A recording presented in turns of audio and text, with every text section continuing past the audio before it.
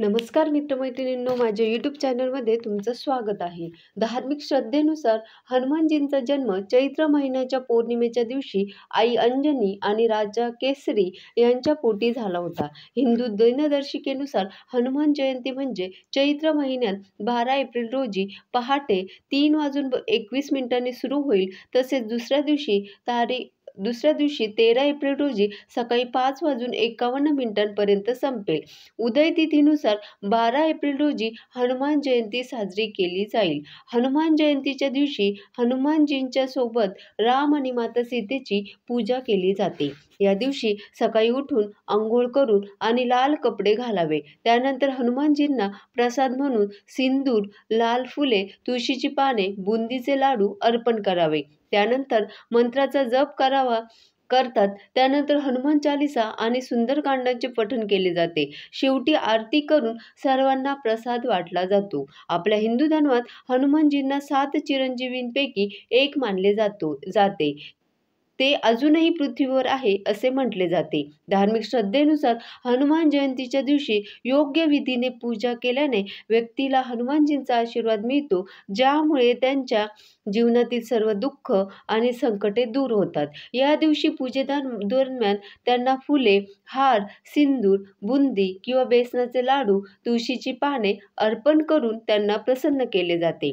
हनुमान जयंतीच्या दिवशी व्रत केल्याने तुम्हाला हनुमानाची कृपा प्राप्त होते आणि तुमच्या आयुष्यात सुख, शांती आणि समृद्धी नांदते.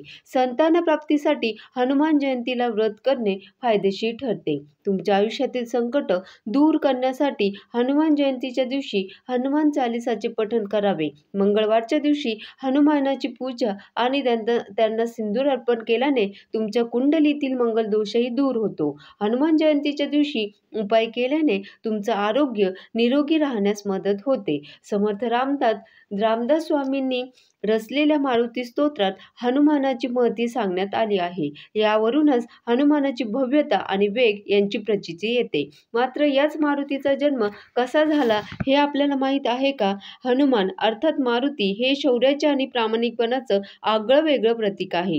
ही देवता वानर रूपात असूनही श्रीरामांच्या रावणावरील विजयात रावणाचा अहंकार प्रथम मोडण्यात मारुतीला पहिलं मानलं जातं.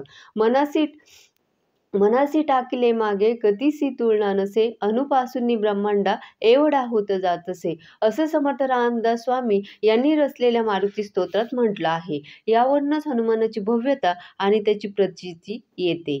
वाल्मिकी रामायणाच्या म्हणण्यानुसार हनुमानांचे वडील केसरी हे बृहस्पतीचे पुत्र होते आणि वायुवंशी आहे असं सांगितलं गेलंय. माता अंजनी ही स्वर्गातील अप्सरा होती, तर तपस्वी ऋषी दुर्वास यांच्या शापाने ती वानर राजकन्या म्हणून जन्माला आली होती. वायुवंशी केसरी हे वानरराज होते. त्यांच्याबरोबर अंजनीचा विवाह झाला. त्यावेळेस अंजनी आणि केसरी यांनी आपल्याला पुत्र व्हावा अशी शंकराला प्रार्थना केली. त्यांच्या भक्तीने भगवान शिव प्रसन्न झाले आणि त्यांना वरदान देताना म्हणाले, माझा अंश तुमच्या पोटी जन्माला येईल असा वर दिला. दुसऱ्या एका आख्यायिकेनुसार त्रेतायुगात दशरथ राजाच्या 3 राण्या होत्या. मात्र काही केल्या त्यांना संतान प्राप्ती होत नव्हती. मग पुत्रप्राप्तीसाठी हवन करण्यात आला. हवन संपल्यावर गुरुदेवाने राजा दशरथाच्या 3 राण्या सुमित्रा, कौसल्या आणि कैकेयी यांना प्रसादाच्या खिरीचे वाटप केले.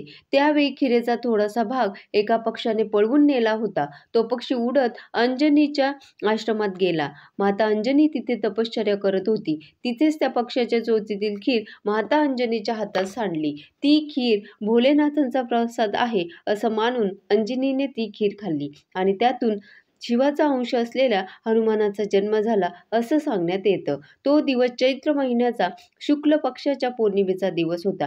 म्हणून या दिवशी हनुमान जयंती साजरी केली जाते. हनुमानाला मारुती, बजरंगबली, रामभक्त, अंजनीय, पवनपुत्र, पवनसुत, केशरीनंदन अशा अनेक नावांनी संबोधले जाते.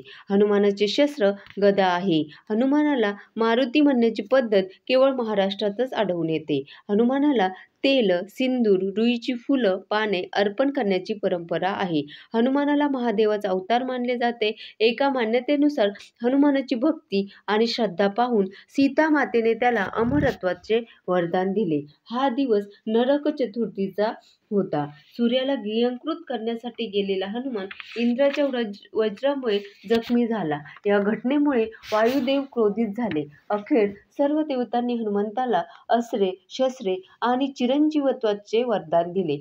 हनुमानाच्या वात्रटपणामुळे एका ऋषींनी हनुमानाला शक्तीच्या विस्मृतीचा शाप दिला होता. सीता शोधार्थ समुद्र ओलांडून जाण्यापूर्वी जांबुवंताने त्याला त्याच्या शक्तीची आठवण करून दिली. मात्र या दरम्यान हनुमंताने बुद्धीची अनेक कामे केल्याचे सांगितले जाते.